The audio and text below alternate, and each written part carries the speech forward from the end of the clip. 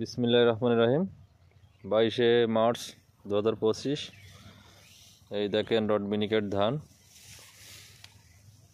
সব গলায় গলায় আছে। গাছ দেখেন কেমন শক্ত।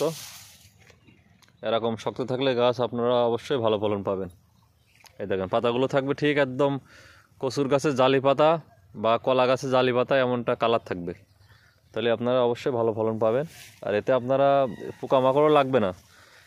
মাজরা বলেন, তারপর কারেন্ট পোকা বলেন, হপার পোকা বলেন, এগুলো কম লাগবে।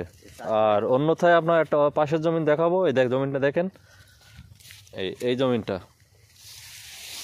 জমিনটা কিন্তু তুলনামূলকভাবে ফলন হবে না। আর এতে কারেন্ট পোকা লাগবেই, অবশ্যই কারেন্ট পোকা, দ্রুত কারেন্ট পোকা লাগবে।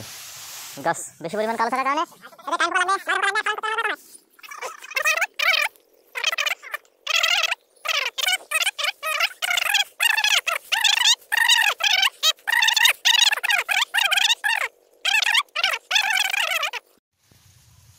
গাছ কত শক্ত।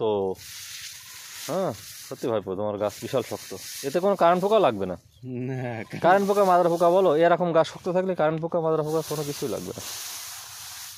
আর বাইলগুলো দেখবা কিরকম হয়। আর এই পাশের জমিটা দেখো, এতে কিন্তু কারেন্ট পোকার ওষুধ এখনই দিয়ে দেওয়া উচিত।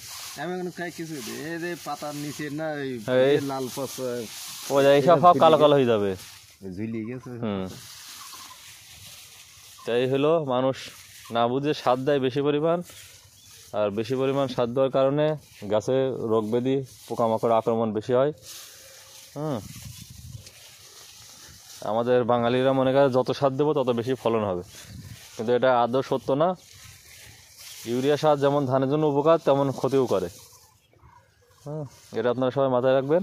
আর আমার এই ভাইয়ের মতো যেন বেশি সার দেবেন না। সার এখনও রয়েছে, ওই দেখো ভাইপো নিচে। সার দিয়ে দেখেন গাছ কালো পেরিয়ে গাছে শুধু পাতা হবে, কিন্তু আপনার ধান হবে না। ধান হবে আপনার বিঘায় 33 শতকে আপনার ওই 23 মন 24 মনের হবে, এর বেশি হবে না।